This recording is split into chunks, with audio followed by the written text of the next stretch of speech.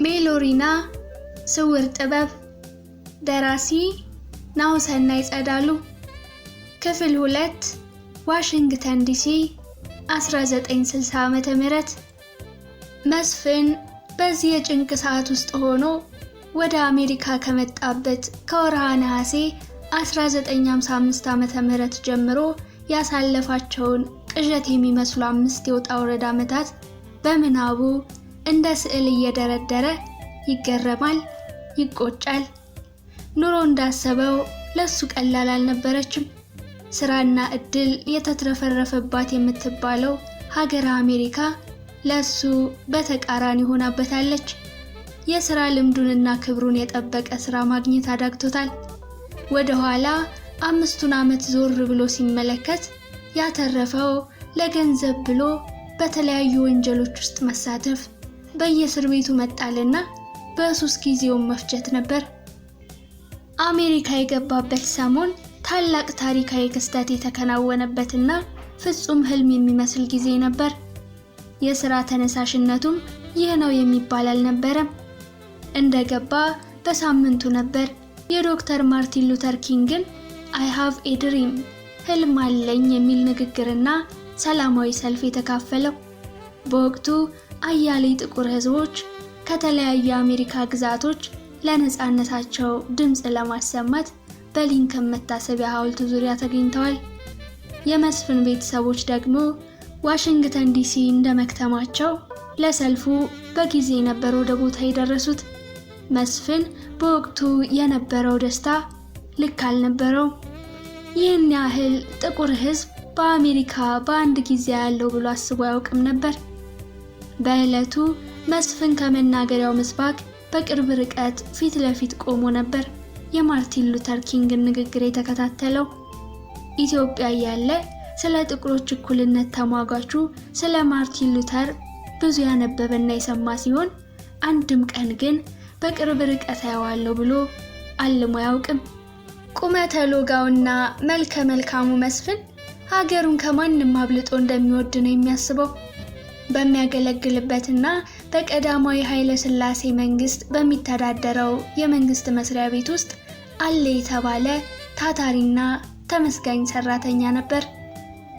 ስለ ሀገሩ ታሪክ ጠንቅቆ የሚያውቅና በወቅቱ እንደነበሩት እንደ ብዙዎቹ እኩዮቹ ሁሉ በማንም ቅኝ ባልተገዛቸው ሀገሩ ታሪክ የሚኮራ ነበር።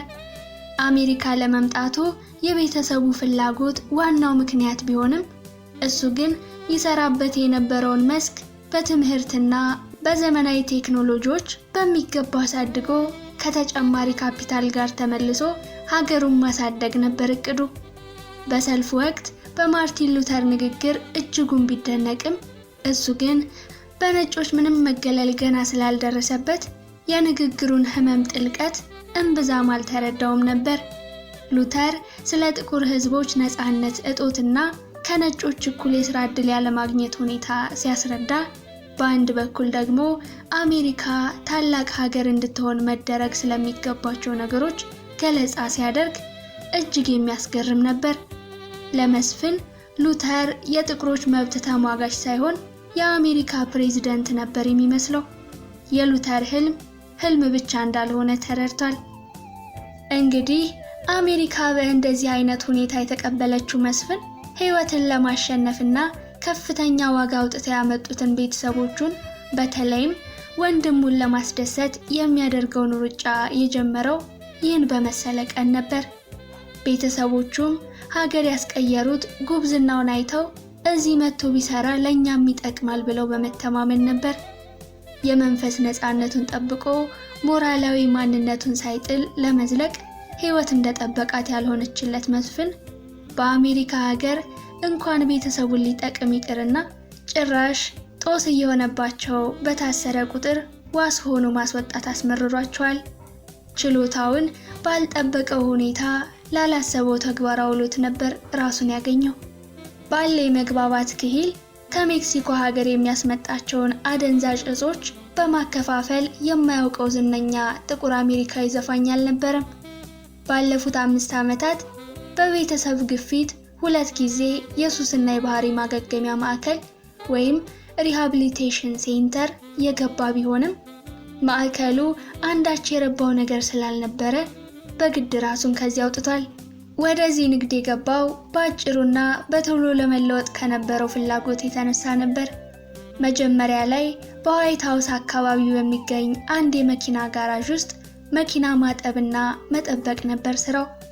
ኢትዮጵያ ያለ ታፍሮ ተከብሮና ተፈርቶ የመንግስት ስራውን ሲያቀላጥፍ የነበረው እዚህ ከመጣ በኋላ ዝቅ ብሎ ባሪያ ሆኖ መስራቱን እየተናነቀው መቀበሉ ስነ ልቦናዊ ማንነቱን ከሰማይ ወደ መሬት ፈጥፍጦ የሰባበረው ያህል ነበር የቆጠረው። ከምንም በላይ ደግሞ የሚቆጨው በሀገሩ ብቸኛ በሆነው አዲስ አበባ ዩኒቨርሲቲ ገብቶ የተማረውን ትምህርት ሀገሩንና ራሱን ሳይጠቅምበት እዚህ ትምህርትም ክህልም የማይጠይቅ ስራ መስራቱ ነው። እንደመጣ ጥቂት መስሪያ ቤቶች በተማረበት ሙያ ለመቀጠር አመልክቶ ነበር። የሚቀበለው አጣ እንጂ። በዚህ ሁኔታ ነበር መስፍን ጋራዥ ውስጥ መኪና እየጠበቀና እያጠበ በጎን የተሻለ ገንዘብ ለማግኘት ወደ አደንዛዥ እጽ ሽያጭ የተሳበው። መስፍን ለመጀመሪያ ጊዜ የታሰረው 35ኛው የአሜሪካ ፕሬዝዳንት የነበሩት ጆን ፊትዝጄራልድ ኬኔዲ ጆን ኤፍ ኬኔዲ በ1956 ዓመተ ምህረት በመኪና እየተጓዙ ሳለ በተተኮሰባቸው ጥይት በተገደሉ በሳምንቱ ነበር። ለመስፍን የጆን ኤፍ ኬኔዲ መገደል ቢያሳዝነውም በቀብር ስርዓታቸው ላይ የኢትዮጵያ ንጉስ አጼ ኃይለ ሥላሴ እንደሚገኙ ሲሰማ ደስ ብሎት ነበር። ስለ ቀዳማዊ አጼ ኃይለ ሥላሴ ተናግሮ አይጨርስም። በዩኒቨርሲቲ ሳለ በተደጋጋሚ እየመጡ ይጎበኟቸው ነበር። መስፍን የሚወዳቸውን የአፍሪካ አባት ቀዳማዊ ኃይለ ሥላሴ በአሜሪካ ለማየት በመታደሉ በጣም ተደስቶ ነበር። እውነተኛ ማንነቱን ከሀገር ቤት ይዘውለት የሚመጡ ነበር የመሰለው። በወቅቱ አጼ ኃይለ ሥላሴ በኬኔዲ ስርዓተ ቀብር ላይ የተገኙ ብቸኛው የጥቁር ሕዝብ መሪ ነበሩ። በዚህም በሀገሩና በንጉሱ ኮርቶ ነበር።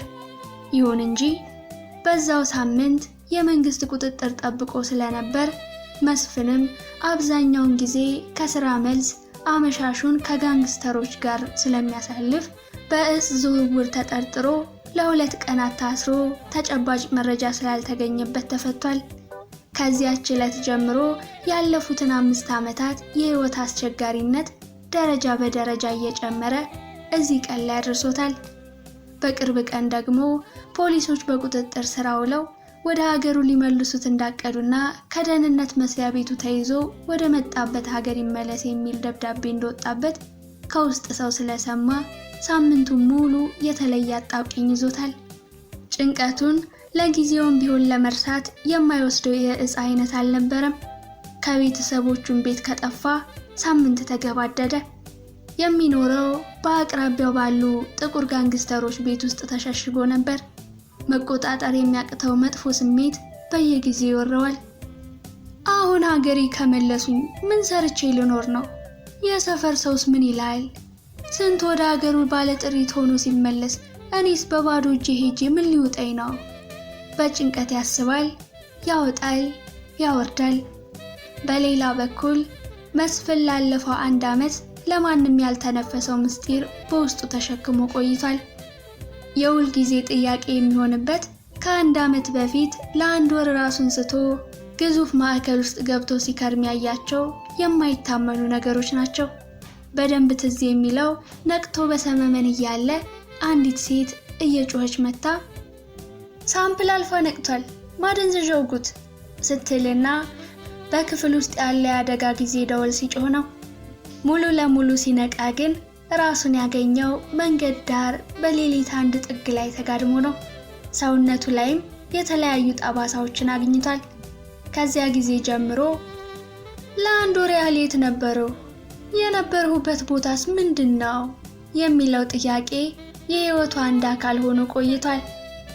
በዚህ ሐሳብና ጭንቀት ውስጥ እያለ ድንገት ከተደበቀበት ቤት 2 ፖሊሶች መጥተው እያጣደፉ ወሰዱት።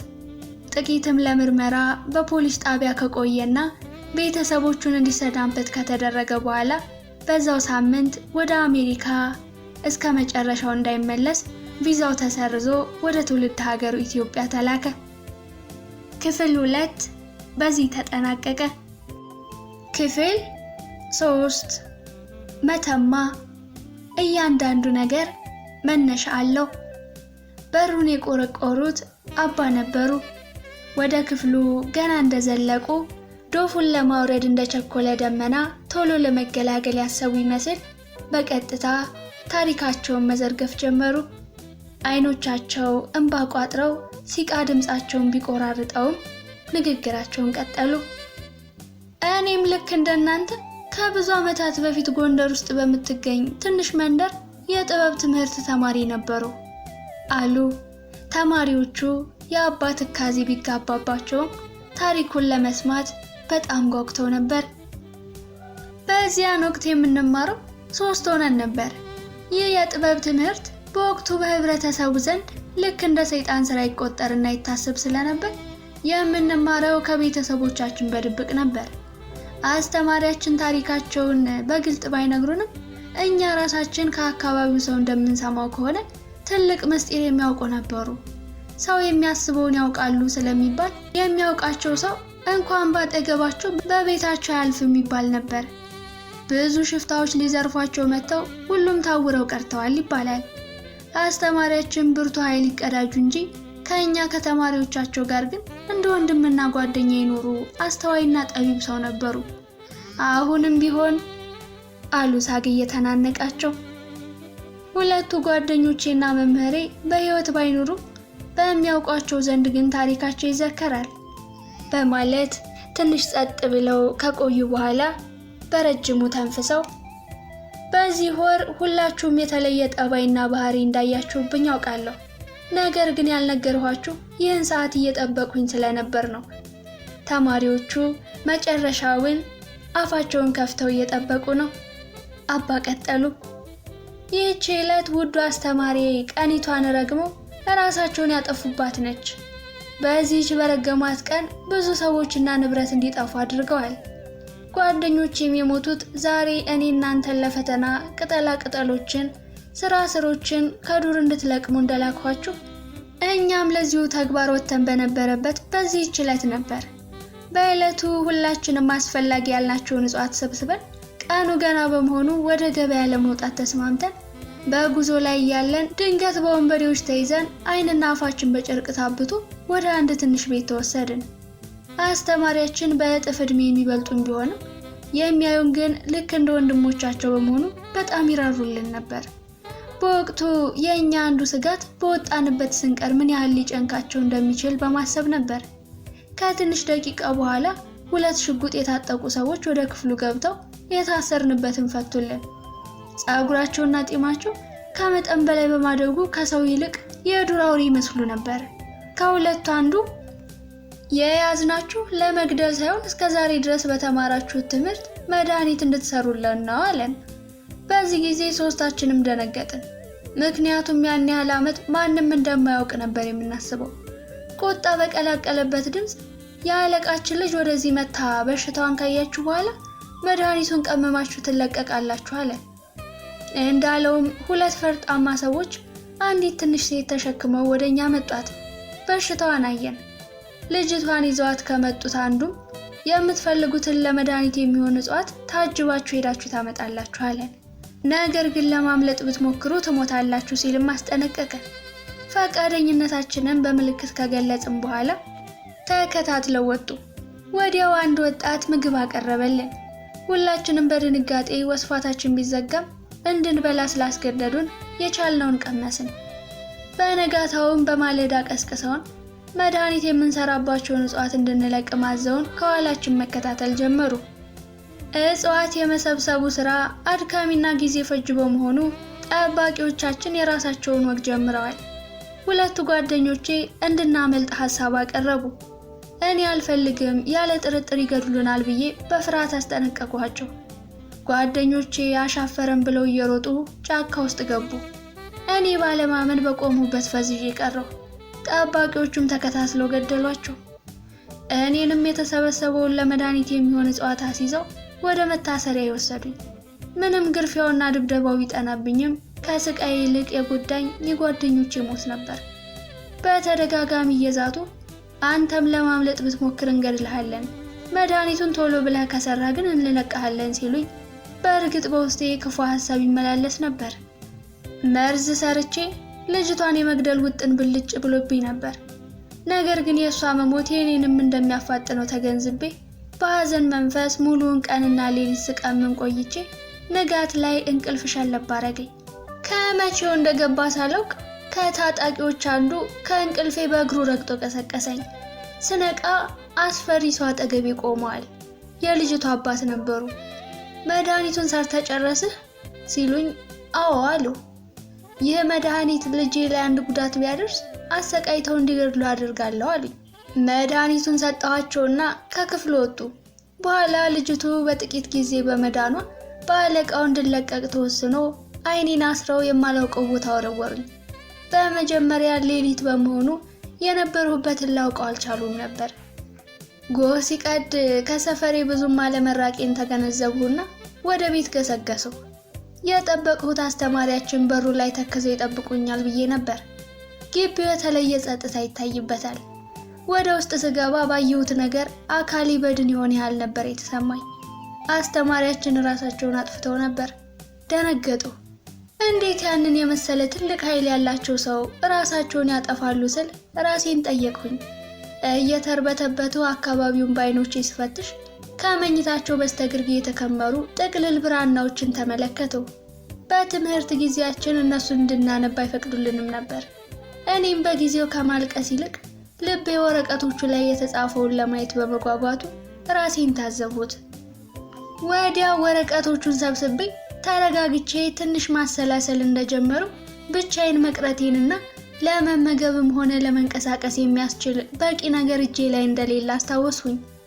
የመምህራችንን ቤት ከጥቂት ቁሳቁስ በስተቀር ምንም የለም። እነዚያን ዕቃዎች ብሸጣቸው ትንሽ ገንዘብ እንደሚያወጡልኝ አሰብኩ። ቤቱንም ስፈታትሽ ጥቂት ገንዘብ አገኘሁ። ልሸጣቸው ያሰብኋቸውን ጥቃቅን ዕቃዎችና ጥቂት ልብሶች ጨምሬ ላልመለስ ከአካባቢው ተሰወረው። የትና ወዴት እንደሚሄድ ባላውቀውም እግሬ ወደ መራኝ አቅጣጫ ያለማቋረጥ ከተጓዙ በኋላ ወደ አንድ ትንሽ ከተማ ስደርስ መኝታ ተከራይቼ አዳሬን እዚያ አደሩ። አላስችል ብሎኝ የያዝሁትን ወረቀት ሌሊት ማንበብ ጀመሩ። ለካ አስተማሪያችን በመንፈሳቸው ያዩን ነበር። ሁለቱ ጓደኞቼ ሲሞቱ ባዩበት ቅጽበት ራሳቸውን ለማጥፋት እንደወሰኑ ከጻፉት ላይ አነበቡ። ከዚህም በተጨማሪ የተለያዩ የጥበብ ትምህርቶችና የመድኃኒት አሰራሮችን በወረቀቶቹ ላይ አስፍረዋል። ምንም እንኳ አስተማሪያችን ስለ ድብቅ ችሎታቸው ባይጽፉም የተለየ ምስጢር እንዳላቸው ግን አያጠራጥርም። አሁን ድረስ አንዳንድ ትምህርቶችን የማስተምራችሁ ከእነዚህ ወረቀቶቹ ላይ ነው አሉ። አባ ወልደ ሥላሴ ቀጠል አድርገውም እዚህ መጥተው እንዴት የነ ያሬድን እናት እንዳገቡና ይህን የማስተማሪያ ቤት ለመከራየት እንደበቁ አጫወቷቸው። ተማሪዎቹ ታሪኩ ቢመስጣቸውም እነሱም ይህ ክፉ ዕጣ እንዳይወድቅባቸው መፍራታቸው አልቀረም። ከረጅም ጸጥታ በኋላ የተሸከሙትና ልነግራችሁ ዛሬ ነገ ስል የነበረ ይሄው ነበር አሉ። አንዳች ሳይናገሩ የተዉት ነገር ውስጣቸው ያለ ይመስላል። ትንሽ ተጫውተው ወደ ክፍላቸው ሄዱ። ተማሪዎቹ ከመታወካቸው የተነሳ እራታቸውን ሳይበሉ ነበር የተኙት። ከሁሉ በላይ በዕለቱ ገበያውን የሬሳ አውድማ ያደረገው አደጋና አባ ወልደ ሥላሴ ስለ ቀኑ መረገም የነገሯቸው መገጣጠሙ ሽብር ለቀቀባቸው። በተለይ ዘውዱ ይህችን ዓለም ምንኛ ቢረግማት ነው እስካሁን በዚህች ቀን ብዙ ጉዳት የሚደርሰው እያለ ያስባል። ወደፊት ደግሞ እኔ ይህችን ቀን ከአደጋ አድራሽነት ወደ መልካም ስራ ቀንነት እቀይራታለሁ በማለትም ያንሰላስላል። ቀስ በቀስ የሁሉንም ፍርሃት እንቅልፍ አሸነፈው። ትምህርት ስለጨረሱ ማንም ቶሎ ሊነሳ አልፈለገም ነበር። አርፍደው ቁርሳቸውን ከበሉ በኋላ እኩለ ቀን ገደማ የቤት ስራቸውን ለመፈጸም የሰበሰቧቸውን ቅጠላ ቅጠሎች በማዘጋጀት ስራቸውን ጀመሩ። በመምሬ የበላይ ተቆጣጣሪነት ሁሉም ተማሪዎች ስራቸውን አጠናቀቁ። ያዘጋጇቸው መድኃኒቶች በእርግጥም ውጤታማ ነበሩ። መምሬ ከተማሪዎቻቸው የሚያበላልጡት ባይኖርም ፈተናውን ግን የሰጧቸው እንዲሁ የተማሩትን ለማጠቃለል እንደሆነ ለተማሪዎቹ ነገሯቸው። ተማሪዎቹ እንደ ሁልጊዜው አብሮ ያሉም ቢሆን የመለያያቸው ጊዜ በመድረሱ ግን በጣም እየተነፋፈቁ ናቸው። ይባሱኑ ከአንድ ወር በኋላ ሁሉም ከዚህ እንደሚሸኙ መምሬ ስለነገሯቸው መጨነቅ ጀምረዋል። መምሬ ግን የተማሪዎቹ ጭንቀት እስኪለያዩ ድረስ መሆኑን ስለሚያውቁ ቦታ አልሰጡትም ነበር። ከአንድ ወር በኋላም ሁሉም ተማሪዎች ዳግመኛ በአካል የሚገናኙበትን ቀን በመናፈቅና በመመኘት ወዳሰቡት ቦታ ተጓዙ። በቤቱ የቀረው የመምሬ ልጅ ያሬድ ግን የጓደኞቹ ናፍቆት በየዕለቱ ከመቀነስ ይልቅ እየጨመረ ሕይወትን ከአባቱ ጋር መግፋት ቀጠለ። ከተወሰነ ጊዜ በኋላም መምሬ እድሜያቸው እየገፋ በመምጣቱ ከመሞታቸው በፊት ለልጃቸው ሊናዘዙለት አንድ ሌሊት ወደ ክፍላቸው ጠርተው ጭል ጭል በሚል የኩራዝ ብርሃን በመታገዝ ወሬያቸውን ጀመሩ። ልጄ፣ እኔ ወደ ሞት እያመራው ነው። ስራም መስራት ተስኖኛል። አንተም እንደማይህ ከጓደኞች ጋር ከተለያየ ሰንበትበት ቢልም ናፍቆትህ ግን አሁንም አልቀነሰም። በመሆኑም አሁን የጠራሁህ ሁለት ነገር ልነግርህ ነው። አንደኛው እኔ ስሞት ይህን ቦታ ሸጠህ ወደ ጎንደር ክፍለ ሀገር ሄደህ እንድትኖር ሲሆን፣ ሁለተኛው ስለ አስተማሪ የድብቅ ችሎታ ብነግራችሁም የኃይሉ ምንጭና መንስኤ እንደማይታወቅ ግን ነግሬያችሁ ነበር። ይህን ያደረግሁበት ምክንያት ብነግራችሁ ለዚህ ጥበብ ብላችሁ እርስ በእርስ እንዳትተላለቁና በመካከላችሁ ያለው ፍቅር እንዳይጠፋ አስቤ ነበር። እንደነገርኋችሁ አስተማሪ ሲሞቱ ያገኘሁትን ወረቀት ሳነበው በዚያ ላይ ስለ ጥበቡ መነሻና ስለ ጥበቡ አቀባበል የተጻፈ ነገር ነበር። ይህን ጥበብ በዚህ ዓለም ለማግኘት የማይፈልግ ሰው የለም። እኔም ብሆን በጣም ጓጉቼ ነበር። ነገር ግን ወረቀቶችን ያነበብሁት እዚህ መጥቼ ስለሆነ ቆይቼ የተረዳሁት ነገር ኃይሉን ለማግኘት የግድ አስተማሪ የሞቱበት አካባቢ መሄድ ማስፈለጉን ነው። እናም ይህን ኃይል ከእኔ ይልቅ ለልጄ ተናግሬ ማለፍ ስለፈለጉ ይህችን ቀን በሕይወቴ ስጠባበቅ ነበር አሉት። ያን ምሽት አባ የቦታውን መገኛ በግልጽ ከነገሩት በኋላ ጥበቡን የሰፈረበትን ወረቀት አስረከቡት። በጓደኞቹ ናፍቆት ተይዞ የነበረ ልቡ አባቱ ለነገሩት ምስጢር ቦታውን መልቀቅ ጀመረ። ከጥቂት ጊዜያት በኋላ የያሬድ አባት እርጅና ተጫጭኗቸው ነበርና እንደተናገሩት ያሬድንና ይህንን ዓለም ተሰናበቱ። ከአባቱ ሞት በኋላም የዘላለም ህልሙን ለማርካት ሳይውል ሳያድር ቦታውን ከሸጠ በኋላ እግሮቹንና ሐሳቡን ወደ ጎንደር አቀና። ክፍል 3 በዚህ ተጠናቀቀ። ክፍል 4 መስፍን ኢትዮጵያ ከገባ ሰንበትበት ብሏል። የተማረ መሆኑ ብቻ ሳይሆን ቁመተ ሎጋነቱና ደም ግባቱ ኢትዮጵያ በነበረበት ጊዜ እንኳ አይኗን የማትጥልበት ሴት አልነበረችም። ከአሜሪካ ከተመለሰ በኋላ ደግሞ የፈላጊዎቹ ቁጥር በዝቷል። ከቤተሰቡ በስተቀር ማንም ከአሜሪካ ተባሮ እንደመጣ አያውቅም። መመለሱ እንደተሰማ ሳምንት ሳይሞላው ነበር ለእሱና ለቤተሰቦቹ ከአካባቢው ባለሀብቶችና ባለስልጣኖች ስጦታና የግብዣ ጥሪ ይሽጎደጎደ የነበረው። ከመስፍን ባህሪና ቁመና በተጨማሪ ከታላቋና ከስልጡና አሜሪካ ቀርቶ ባመጣው ዕውቀት ሀብቱንና የሀብት አስተዳደሩን ለመቀየር ልጁን ለመስፍን በመዳር እሱን ለመጠቀም የጎመጀ የአካባቢው ከበርቴ ጥቂት አልነበረም። የመስፍን ወደ ኢትዮጵያ መምጣት ግን ለቤተሰቡ ከደስታ ይልቅ ሐዘን ነበር። እናቱና አባቱ እዛው አሜሪካ ከወንድሞቹ ጋር ቢሆኑም አግብታ አዲስ አበባ ከምትኖረው ከአንድ እህቱ እኩል ነው ሰው ምን ይላል እያሉ የሚጨነቁት። ቤተሰቦቹም ሆኑ የአካባቢው ሰዎች ስለ መስፍን እንዳሻቸው ቢያስቡም ራሱም ሆነ ሌላው ባልጠበቀው መንገድ የመስፍንን ልብ ሳትወዳደር ራሷን ሆና ያሸነፈች ግን ትርሲት ነበረች። ትርሲትን በጣም ስለሚወዳት በደንቡና በሕጉ ባይጋቡም እንኳ በአንድ ላይ መኖር ጀመሩ። ትርሲትም ብትሆን እንደ ነፍሷ ነበር የምትወደው። እንደ አይን ብሌኗ ትጠነቀቅለታለች። ሱስ እንዳለበት ብታውቅም አንድ ቀን ይቀየራል ብላ በማመንና ከሱስ ይወጣል ብላ ያሰበችበትን መንገድ በመጥረግም ነበር ለወራት አብሯ የተጓዘችው። ትርሲት የራሷ መካከለኛ ሱቅ ያላት ራሷን እሱንና በገጠር የሚኖሩ ቤተሰቦቿን የምታስተዳድር ጠንካራ ሰራተኛ ናት።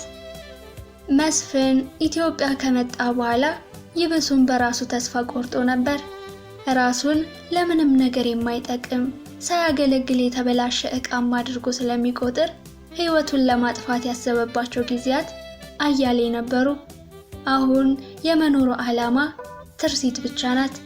የከፈለችለት መስዋዕትነት ሆዱን ያባባዋል። የዚህችን ጀግና ሴት ሕይወት እንዳበላሸ ሲያስብ ደግሞ ሕይወት ትጨልምበታለች። የሁል ጊዜ ጥያቄው እንዴት አድርጌ ትርሲትን አስደስታለሁ የሚል ነው። አብረው መኖር ከጀመሩ በኋላ አንድ ልጅ ወልደው ወዲያው ሞቶባቸዋል። ለዚህም ተጠያቂ የሚያደርገው ራሱንና እድሉን ነው። እንደ ጸነሰች ሲያውቅ ነበር ሱሱን ለማቆም ቃል የገባላት። እናቷም የልጅ ልጄን ለማየት አበቃኝ ብለው ካሉበት ክፍለ ሀገር ድረስ ወሯ እንደገባ መጥተው በስራ ሲያግዟት የምትታረስበትን እህል ሲያዘጋጁ ነበር የከረሙት። በእሱም በኩል ቢሆን እናቱ በልጃቸው ሰው መሆን እጅግ ተደስተው የልጆች ልብስ በርከት አድርገው አስቀድመው ከአሜሪካ ልከው ነበር። ነገር ግን ሁሉ እንዳልሆነ ሆነና ልጁ እንደተወለደ ሕይወቱ አለፈ። በቤተሰቡ ዘንድ ይህ ነው የማይባል የሐዘን ጠባሳ መጣ። ባልና ሚስቱ በህብረተሰቡ ዘንድ ፊታቸውን ቀና አድርገው መሄድ ለወራት ተሳናቸው። ሐዘን ከሞላባቸው ጥቂት ወራት በኋላ ትርሲት በድጋሚ ማርገዟ እንደታወቀ እናቷ ወይዘሮ አሰለፈች በአካባቢው ወደሚፈራና ሁሉን አዋቂ ወደ ተባለ ጠንቋይ ዘንድ ቀርበው ከአንዴም ሶስቴ ተስለዋል። ስለ ልጁም ጠይቀዋል። በመጀመሪያ የሄዱ ዕለት አዋቂው ጉዳያቸውን ሰምቶ ከ2 ሳምንት በኋላ ጥቁር ፍየል ይዘው እንዲመጡ ነግሯቸው ነበር የተመለሱት። በቀጠሯቸው ቀን በሌሊት ተነስተው ስለት ማስገቢያዋ ጥቁር ፍየላቸውን ይዘው ከገቡ በኋላ አዋቂው ስለሚወለደው ልጅ ብዙ ነገራቸው። ሕፃኑ ወንድ እንደሆነና አድጎ ቤተሰቡን እንደሚጦር በትምህርቱም ጎበዝ እንደሚሆንና ዩኒቨርሲቲ ገብቶ እንደሚማር ነገራቸው። ይህም ሳይበቃ ትርሲት ከሱ በኋላ ሌላ አንድ ሴትና 2 ወንድ ልጆች እንደምትወልድ አዋቂው ገለጸላቸው። በዚህ ጊዜ ወይዘሮ አሰለፈች በደስታ የሚይዙ የሚጨብጡትን አጥተው ነበር። ይዘውት ከመጡት ጥቁር ፍየል በተጨማሪ ያላቸውን አንድ የብር የአንገት ጌጥ አውጥተው ሰጡት። አዋቂውን በደስታ ይህ ብቻ አይደለም፣ ቤተሰቡ ሌላም መልካም ነገር ይሆንለታል። ነገር ግን እኔ ልትከተሉ ይገባል፣ ለእኔ ልትገብሩ ይገባል። ይህ ካልሆነ ግን በቤታችሁ ላይ ቁጣዬን አመጣለሁ አላቸው። በዚህ ጊዜ ወይዘሮ አሰለፈች በደስታና በድንጋጤ ውስጥ ሆነው ሌሎች ሰዎች አዋቂው ቤት ውስጥ ሲሉ እንደሰሙት አፉ በሉኝ ጌታዬ፣ ያላችሁኝን አደርጋለሁ፣ ልጄንም ከነ ባለቤቷ አሳምኜ ወደዚህ አመጣለሁ አሉ። ጉዳያቸውንም እንደጨረሱ የተሰጣቸውን ዳቦ በልተው ቡና ጠጥተው በጥያቄ የወጡትን ተራራ ቁልቁል ወደ እነ ትርሲት ቤት የመንገዱ መሃሉን ይዘው በደስታ መመለስ ጀመሩ። በምናባቸው የአንድ ብቸኛ ልጃቸው የትርሲት ፊት በሚነግሯት መልካም ዜና ሲፈካ ታያቸው። የቤተሰቡ ደስታ ሲመለስ እሳቸውም የልጅ ልጆቻቸውን አቅፈው ሲስሙ፣ ደግሞም ወደ ራሳቸው ሀገር ወስደው ለልጆቹ ተረት ሲተርቱላቸው ከነሱ ጋር ሲጫወቱ ሲመክሯቸውና የአያትነትን ወግ ሲወጡ እየታያቸው ሲነጋጋ ወደ እነ ትርሲት ግቢ ደርሰው ከፍተው ገቡ። መስፍን ያለ ወትሮ በጊዜ ከእንቅልፉ ተነስቶ እንጨት ይፈልጣል። ተገረሙ። መስፍንን ሲያውቁት በጊዜ መነሳት የማይሆንለት ሰው ነው። እንደውም እየጠጣ ካመሸ አንዳንዴ እስከ 6 ሰዓትም ተኝቶ ያረፍዳል። ወይዘሮ አሰለፈች መስፍንን ልክ እንደ ልጃቸው ነበር የሚሳሱለት። ካለበት ሱስ ውጪ ጠባዩ የሚያስደስታቸው መልካምና ቅን ሰው ነው። ለእሱ ወግነው ከትርሲት ጋር የሚጋጩበት ጊዜ ጥቂት የሚባል አልነበረም። መስፍን የበሩን መከፈት እንዳየ ዞር ብሎ አያቸው። ደህና አደርሽማ? እግዚአብሔር ይመስገን ልጄ፣ ቤተ ክርስቲያን ስሜ መመለሴ ነው አሉት በደስታ ላይ ደስታ ተጨምሮላቸው። ወደ ሌላ ጥያቄ ከመዞራቸው በፊት መልካም አደረጉ። በዚህ ጊዜ የሚያዋጣው ወደ ፈጣሪ መጠጋትና መጸለይ ነው። የሰው ልጅ ኃጢአቱ በዝቷል። ሐሳቡ በክፋት ተመርዟል። በራሱ ስህተት ፈጣሪን ያማርራል። መስፍን አሽጎደጎደው። ወይዘሮ አሰለፈችም ሊነግሩት ያለውን ዜና ለመናገር ሰዓቱ አመቺ እንዳልሆነ ሲገባቸው ጥለውት ወደ ቤት ገቡ። ትርሲት ያለ ወትሮዋ በማለዳ ተኝታለች። በአብዛኛው በጠዋት ተነስታ የቀኑን ምግብ መስራትና በጊዜ ወደ ገበያ መውጣት ልማዷ ነበር። ዛሬ ግን በጣም አመሻሽታ ስለተኛች ይመስላል አልተነሳችም። ከልጅነቷ ጀምሮ ጥንካሬዋን የሚያደንቁላት ብቸኛ ልጃቸው ናት።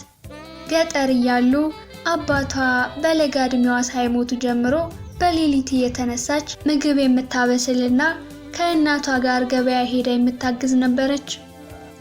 በቤተ ክርስቲያን ከተማረችው አቡጊዳ ውጪ የቀለም ትምህርት ለመማር ያልታደለች፣ ጽሑፎችን በደንብ ከማንበብና ከመጻፍ ውጪ ያን ያህል የጠለቀ እውቀት ያልነበራት ነች።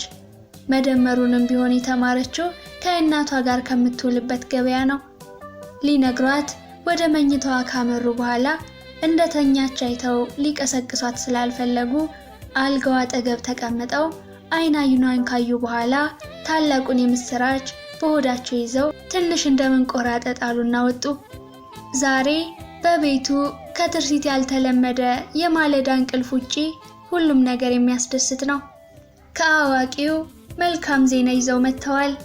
መስፍንም ያለ ልማዱ በጠዋት ተነስቶ መስራት ጀምሯል። በቃ ምን ይበሉ፣ እየደጋገሙ ፈጣሪያቸውን ያመሰግናሉ። ተመስገን ፈጣሪ፣ አንተ ምን ይሳነሃል ይላሉ ደጋግመው።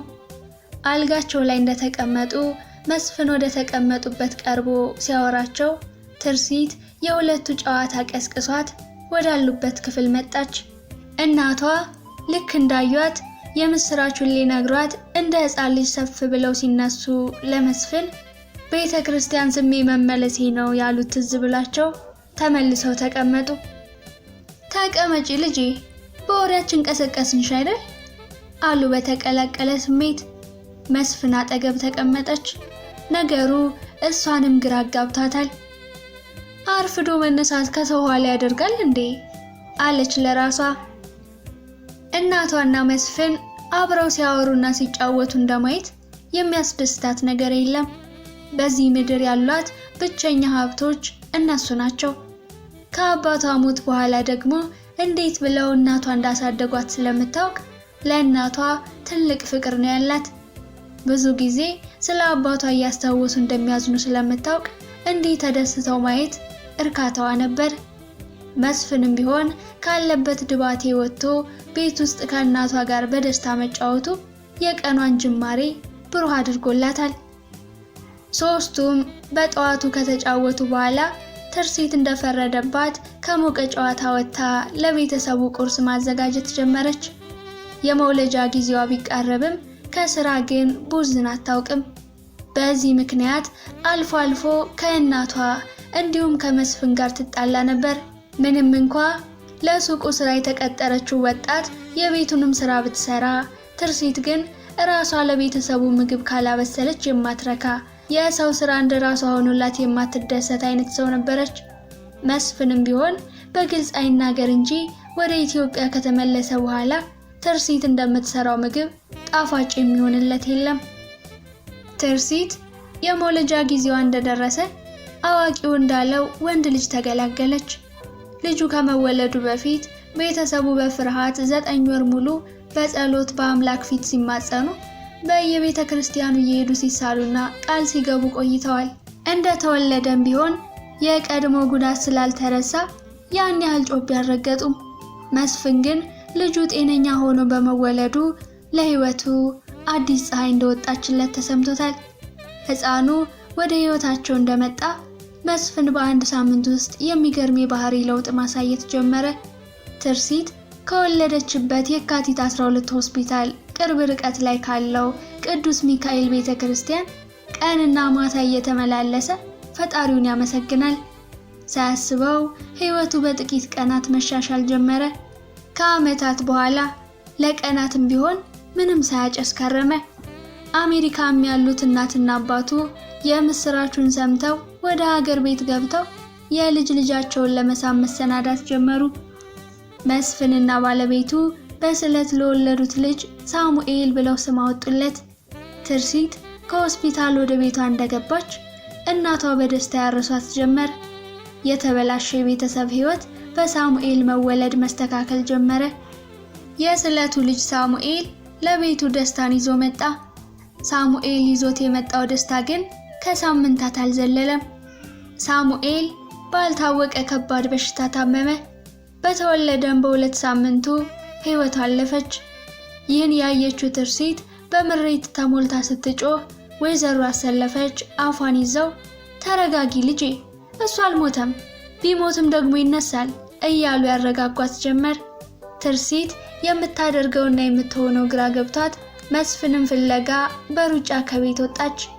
መስፍን ከመሸ ቤተ ክርስቲያን ተሳልሞ ለሚስቱ ፍራፍሬ ገዝቶ እየተመለሰ ነበር። ድሮ በዚህ ሰዓት አረቄ አለያም ጠጅ ቤት የማይታጣው ሰው ትርሲት ለወሊድ ሆስፒታል ከገባችለት ጀምሮ ግን እንዲያው ላመሉ በቁም አንድ መለኪያ ወስዶ ይመጣል እንጂ ቁጭ ብሎ እንኳን አያውቅም። ከወለደች በኋላ ደግሞ ጭራሽ ከሱሱ እየራቀ ነበር። የትርሲትን አኳኋን ተመልክቶ ተደናገጠ። እሷ መሆኗን እንዳረጋገጠ እሱም ወደ እሷ ይሮጥ ጀመር። ቤቱ ተቃጥሎ ይሆን? ከእናቷ ጋር ተጣልቶ ይሆን? ብቻ በዚህች ቅጽበት ያልመጣበት ሐሳብ አልነበረም። አጠገቡ እንደደረሰች ተጠምጥማበት ሳግ እየተናነቃት ማልቀስ ጀመረች። መስፍን የያዘውን ፌስታል ሙሉ ፍራፍሬ ጥሎ ምን እንደሆነች ሳያውቅ ሊያጽናናት ጀመረ። ጀንበሯ ጠልቃ አመሻሹ ላይ ስለነበር ማንም ያያቸው አልነበረም። ትርሲት ሳሚ ትላለች። መስፍን ግራ ገብቶታል። ተያይዘው ቤት ገቡ። በዚህ ጊዜ ግን ቤተሰቡ ሊጽናና አልቻለም። ልባቸው ተሰበረ። መስፍን ድምፁ ተዘጋ። ማልቀስ ቀርቶ መናገር ተሳነው። ትርሲትን ምን ብሎ እንደሚያጽናናት ግራ ገባው። ወይዘሮ አሰለፈች ፈጣሪን ላመስግን ስለቴ ሰመረ ባሉበት አፋቸው የፈጣሪንና የመላእክትን ስም እየጠሩ ማማረር ጀመሩ። በሳሙኤል ሞት ግራ የተጋባው መስፍን ምን እየሆነ እንዳለ በቅጡ ሳያውቅ ሳሙኤልን ተሸክሞ አካባቢው ወዳለው ሆስፒታል መሮጡን ተያያዘው። ትርሲትና እናቷ ግራ ተጋብተው ይከተሉት ጀመር።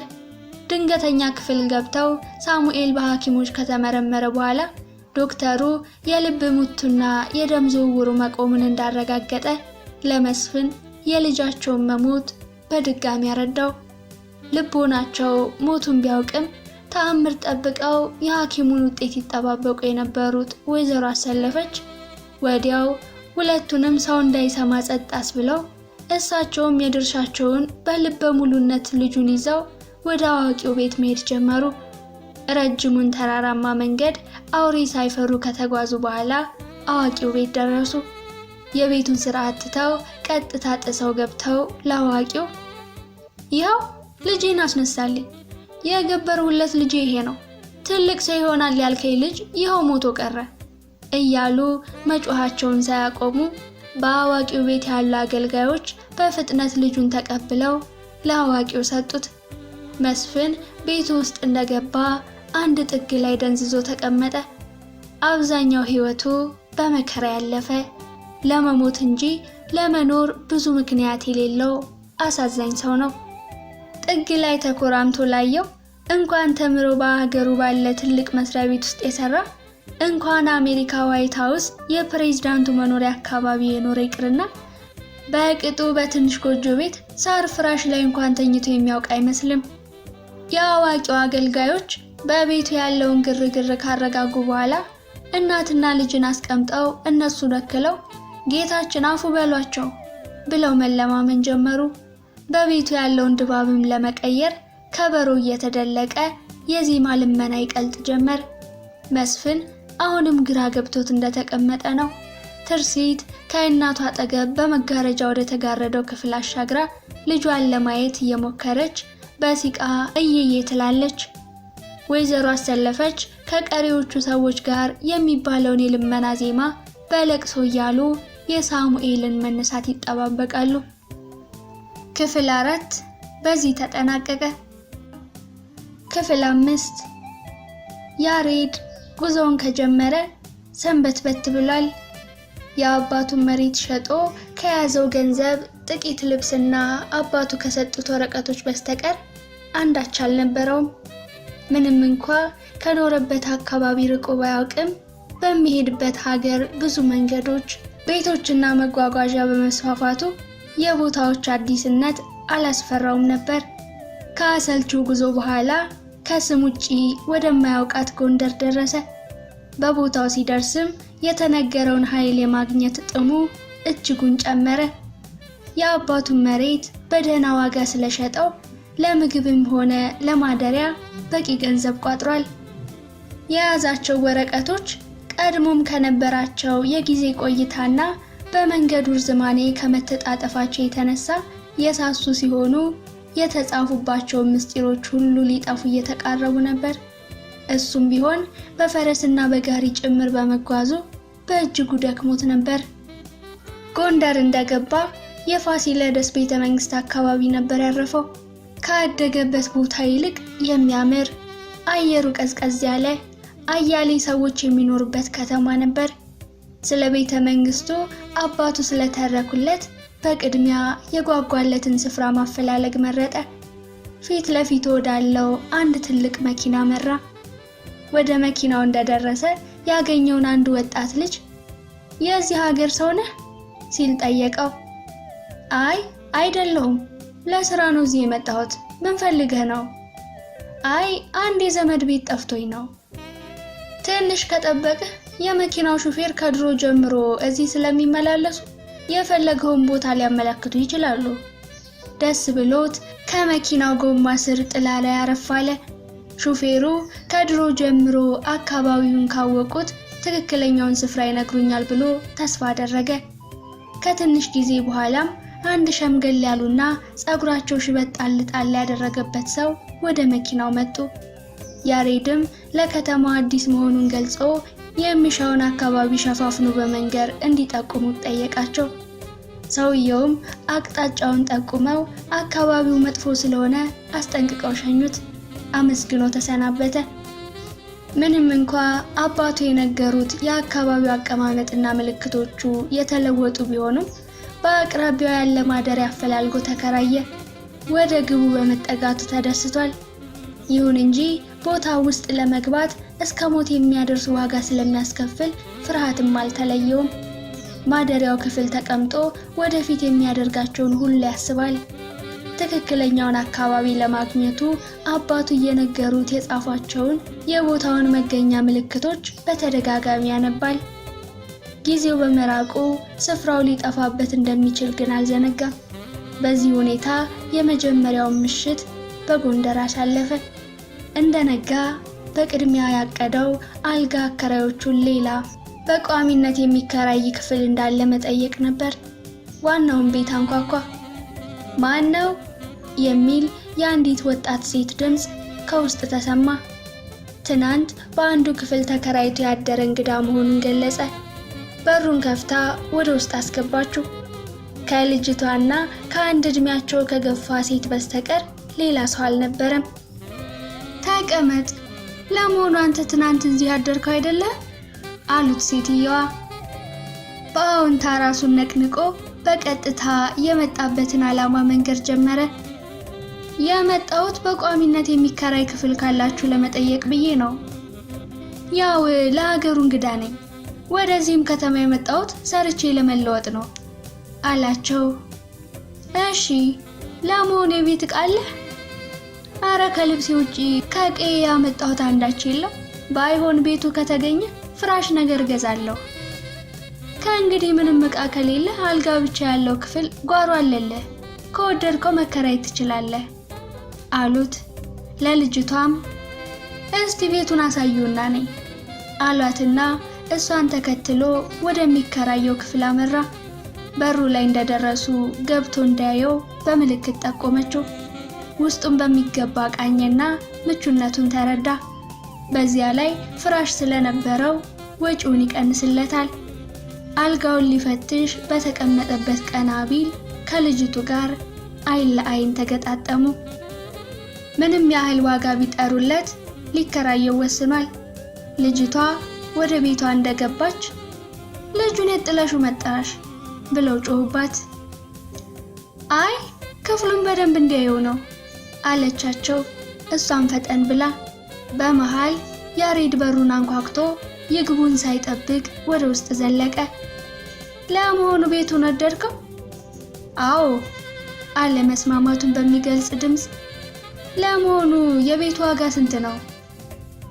ከሚጠብቀው ዋጋ ጋር ተቀራራቢ የሆነ ዋጋ ጠሩለትና ደስ ብሎት ገንዘቡን ወዲያው ከፍሎ ቤቱን ሊያስተካክሉለት ቃል ገብተው ከዚህ በኋላም ቤት ምግብ ሊያበስሉለት ተስማምተው የቤተኝነት ኑሮውን አንድ ብሎ ጀመረ። ቤቱ ውስጥ ያሉት ወርቄና እናቷ ብቻ ሲሆኑ እናትየው እድሜያቸው ከመግፋቱ የተነሳ ከሩቅ ለሚያያቷ እንጂ እናቷ አይመስሉም ነበር። ወርቄን እድሜያቸው ከገፋ ስለወለዷትና እናትም አባትም ሆኖ ስላሳደጓት ቁጥጥራቸው ጠበቅ ያለ ነበር። የሚተዳደሩት ለመኝታ በሚያከራዩአቸው ጥቂት አልጋዎችና ለአልጋ ተጠቃሚዎች እንዲሁም በአካባቢው ለሚገኙ ወንደላጤዎች በሚሸጡት ምግብ ነው። እናቷ ሁልጊዜ ልጃቸውን ማግባት የሚናፍቁና ትክክለኛውን ሰው እንድታገኝ የሚፈልጉ ቢሆንም በቤታቸው ከሚመጡት ወንዶች ጋር ግን ምንም አይነት ግንኙነት እንዳይኖራት በጥብቅ ነበር የሚከታተሏት። በይ ቁርስ አቅርቢለት። ፍርፍር ቢጤ አቅርባ እጁን ስታስታጥበው ልብሱ ላይ ውሃ ፈሰሰችበት። እናቷ አላዩም እንጂ ቀኑን ሙሉ ስድብ ይጠብቃት ነበር። ምግቡን በልቶ ከተማውን ለመተዋወቅ ሰዎቹን ተሰናብቶ ወደ ውጭ ወጣ።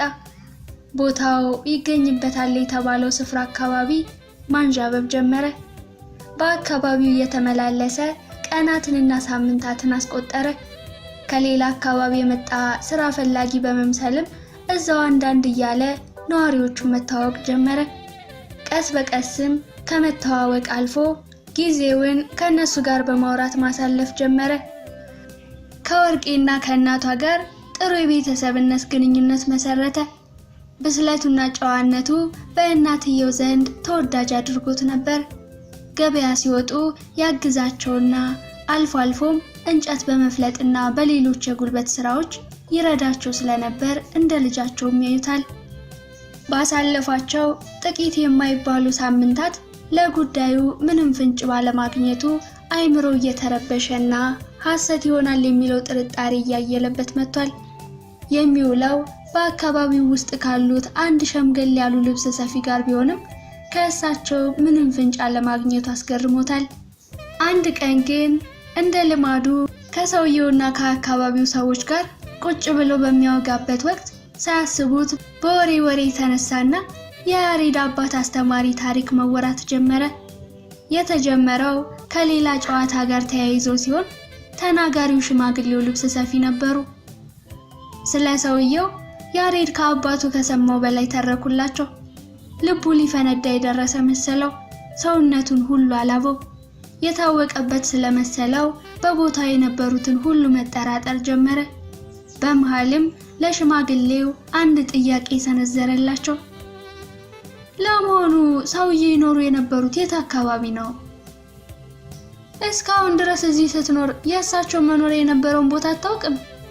በማለት በንዴት ጥያቄውን በጥያቄ ከመለሱለት በኋላ ተረጋግተው ከገበያው መውጫ ያለው ቆሻሻ መጣያ ጋር ነው። አሁን እንኳን ነገሩን የማያውቅ ካልሆነ በቀር ቆሻሻ የሚጥል የለም አሉት። ቆሻሻ መጣያ የተባለውን ቦታ ቀደም ብሎ ስላየው ተረጋጋ። በሌላ ቀን ከሰውዬ የበለጠ መረጃ ለመሰብሰብ አስቦ ሰዎቹን ተሰናብቶ ወደፊት ሊያደርገው ስለሚገባው ነገር እያወጠነጠነ ወደ ቤቱ አመራ። እያሰላሰለም ሳይታወቀው ቤቱ ደረሰና ቀድሞ እንደሚያደርገው አከራዮቹ ቤት ሳይገባ ወደ ክፍሉ አመራ። የክፍሉ በር ገርበብ ብሎ ሲያገኘው ደነገጠ። ሰውየው ቤቱ ውስጥ ያሉ መሰለው። ለመግባት አፈግፍጎ ወደ ውጪ ሊወጣ ካለ በኋላ ተመልሶ ወደ አከራዮቹ ቤት አንኳኩቶ ገባ። እናትየው ተኝተው ወርቄ ግን የለችም ነበር። ይባስ ደነገጠ። በሞትም ልሙት በማለት በር ስር ያገኘውን የብረት ዘነዘና ይዞ ወጣ። የክፍሉ በር ስር ተለጥፎ ድምጽ ካለ ማዳመጥ ጀመረ። ኮሽታ የለም። አንኳኳ፣ ምላሽ የለም። ራሱን አዘጋጅቶ ዘው ብሎ ሲገባ አልጋው ላይ አንድ ነገር ተዘርሮ ተመለከተ።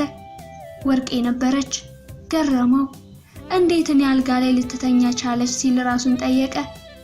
ሊቀሰቅሳት ስላልፈለገ ወደ ውጭ ወጥቶ ተቀመጠ። በዚህ ድንጋጤ ውስጥ ሳለ እንኳን ስለ ሰውየውና የተሟላ መረጃ ስለማግኘቱ ነበር የሚያስበው። ወደ ቦታው ከመሄዱ በፊት የተሻለ መረጃ ከሰውየው የመሰብሰቡ ነገር በሰውየው ቁጥነት የሚቻል አልመስላለሁ።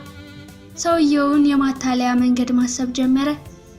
ለምን ትንሽ ብር አልሰጣቸውም? አይሆንም ይላል ከራሱ ጋር። ወስጄ ጠጅ ቤት ብጋብዛቸው ይሻላል። ይህም አይሆንም፣ ቶሎ እንዲሰክሩ ሳረቄ ይሻላል። በሐሳብ ውስጥ ሳለ ወርቄ ተነስታ ሰላምታ ቀረበችለት። አልጋን ጥፊለት ብላኝ ትንሽ ደክሞኝ ስለነበር ሳላውቀው ጋደም ብዬ ነው አለች በፍርሃትና በመሽኮርመም። አመሰግናለሁ ብሏት ወደ ውስጥ ገባ። ያሬድ መጀመሪያ ያያት ጊዜ ነበር በውበቷ የተማረከው። ልጅቷ አይተዋት ፊት ካዞሩ በኋላ አይንም ላይ ልብም ውስጥ የመቆየት አባዜ ያለባት። ያሬድ ትንሽ እንደማፈር ስለሚቃጣው የሚያወራት ወደ መሬት እያየ ነበር። እሷም ብትሆን በእሱ መሳብና መውደድ ጀምራ ነበር። ተሰናብታው ወደ ቤቷ ስትሄድ አልጋው ላይ ተዘርሮ ወደ ማሰቡ ተመለሰ። ሰውየው አርጀት ያሉ ስለሆኑ ጠጅ መውደዳቸው አይቀርም፣ ስለዚህ ጠጅ ቤት ይዣቸው ገባለሁ ሲል ሐሳቡን ካቆመበት ቀጠለ። ቀኑ እየተገባደደ ነበር። ለምን አሁን ሄጅ አልጋብዛቸውም? በሐሳቡ በማመኑ ከአልጋው ተስፈንጥሮ ወረደና ወደ ሰውየው አቀና። እሳቸውም በደስታ ግብዣውን ተቀብለው ተያይዘው አንድ ሁለት ማለት ጀመሩ። ከሽምግልናቸው ጋር ተያይዞ ጥቂት ብርሌ እንዳንቆረቆሩ ሞቅ እያላቸው መጣ። ያሬድ የፈለገውን ሁሉ ጠይቆ ሲጨርስ ሰውየውን ቤታቸው አድርሶ ወደ ቤቱ ተመለሰ። ያን ያህልም ስላልመሸ አከራዩ ቤት እራቱን በልቶ ወደ ክፍሉ አመራ። ሴትየዋ ትንሽ ህመም ብጤ ስለያዛቸው በትክክል አላወሩትም ነበር። ጨዋታው ሁሉ ከልጅቷ ጋር ነበር። ወርቄ ተከትለው ገብታ አልጋው ላይ ተቀመጠች። ምን ነው ዛሬ በጊዜ ወደ ቤት ገባ? ስሜቱ ከቅድሙ ይልቅ ፈንድቶ ሰውነቱን ሊያፈርሰው መሰለው። ትንሽ ሐሳብ ይዤ ነው በማለት ራሱን ተቆጣጥሮ በእርጋታ መለሰላት። ወደ እሱ እየተጠጋች ሰውነቱን ትጎሽመው ጀመር። ስሜቱ ከአቅሙ በላይ የሆነ ሲመጣ ራሱን ለመቆጣጠር የሚያደርገውን ግብግብ ትቶ ዘሎ ተጠመጠመባት። ሌሊቱን አንድ ላይ ቢተኙም ሳይነጋ ወደ ዋናው ቤት ሹልክ ብላ ተመለሰች። አለመኖሯን ያወቀው ጠዋት ሲነቃ ነበር። ሲነሳ አርፍዶ በመሆኑ በችኮላ ተጣጥቦ ቁርሱን ከበላ በኋላ ወርቄን ምንም ሳያናግራት ግቢውን ለቆ ወጣ። የገበያ ቀን ነበር። የአባቱ መምህር ይኖርበት ወደ ነበረው ቦታ መራ።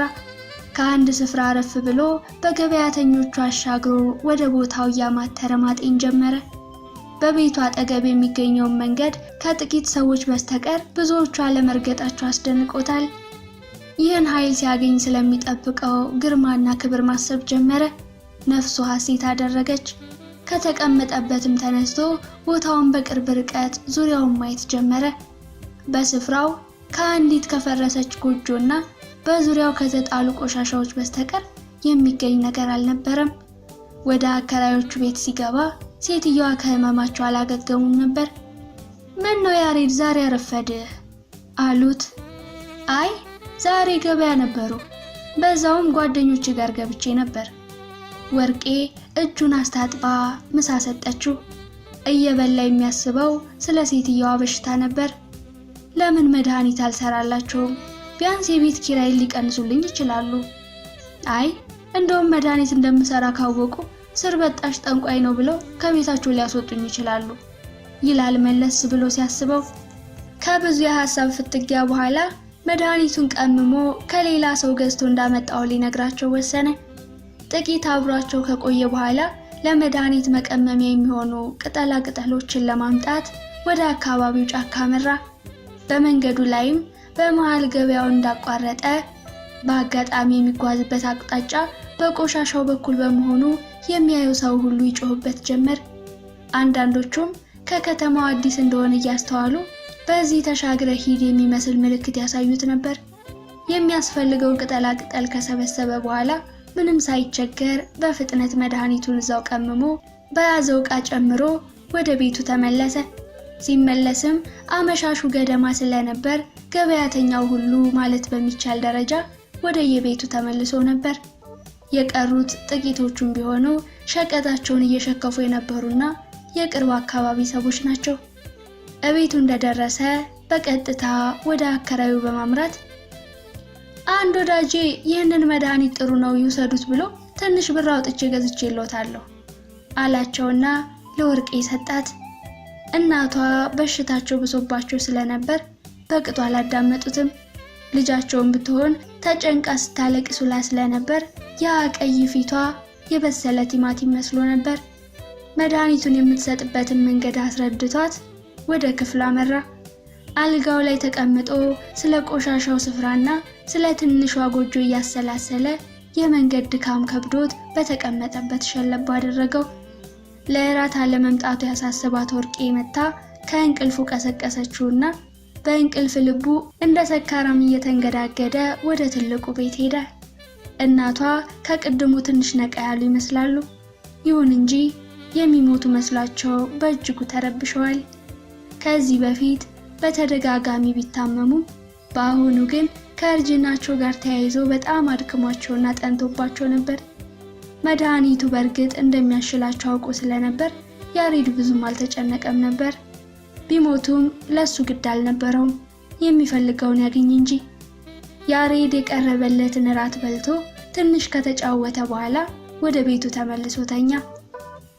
በነጋታው ከቁርስ በኋላ ወርቄን ወደ ክፍሉ ጠርቶ ልሰናበትሽ ነው አላት። ደነገጠች። የተናገረው ነገር ለእሱ ያላትን ትኩስ መውደዷን የሚያበርድ መስሎ ታያት። ለምን? የት ልትሄድ ነው አለችው። ወርቄ ስለ ስሜቷ ለእሱ አንዳች ባትነግረውም ስለወደደችው ብቻ በሐሳቧ ከሱ ጋር ጎጆ ቀልሳ ነበር። እንደምታውቂው እዚህ መኖር ከጀመርኩኝ ቆይቻለሁ። ከሀገሬ ስመጣም ይዤ የመጣሁት ገንዘብ አልቋል። የምፈልገውንም ስራ አላገኘሁም። ስለዚህ ብችል ወደ ሀገር እመለሳለሁ። ካልሆነ ግን በመንገድም ላይ ተኛለሁ። ታዲያ ምን ችግር አለው? ለእናቴ ነግሬት ስራ ስታገኝ ትከፍላለህ፣ እኔም ስራ እንድታገኝ እረዳሃለሁ፣ አብሬ አፈላልጋለሁ በማለት የማጽናኛ ቃል አቀረበችለት። ከልቧ ማዝናለት ነበር። እንዳለው ይዞ የመጣውን ብር ሙሉ በሙሉ አራግፎ አልጨረሰም። ይህን ያላት ግን ከዚያ ቤት የመውጫ ሰበብ ለማፈላለግ ነበር። ከሁሉ በላይ ስጋቱ ወደ እሷ ያለው መሳብና የጀመሩት ግንኙነት ከዚያ ቤት አጣብቆ አስቀርቶ የመጣበትን ዓላማ ሊያስተው መቻሉ ነበር። አይሆንም፣ አትወጣም። አንተ ከወጣህ እኔ ማን አለኝ? ባይሆን ቶሎ አግብተኝ፣ እናቴ አቅሟ እየደከመ በመሆኑ እዚሁ እንኖራለን ብላው ለቀናት በልቧ የተሸከመችውን ጉድ ዘረገፈችው። ማልቀስ ጀመረች። ያሬድ ደነገጠ። በሁለቱም ዘንድ መሳሳብ እንዳለ ቢረዳ የወርቄ ይህንን ያህል አርቆ ማቀድ ለሱ ግራ የሚያጋባ ነበር። ብቻ በድንጋጤ እሺ ከእማማ ጋር ሆነን እናወራበታለን ብሏት ጥሏት ወደ ውጭ ወጣ። ክፍል 5 በዚህ ተጠናቀቀ። ክፍል 6 ይቀጥላል።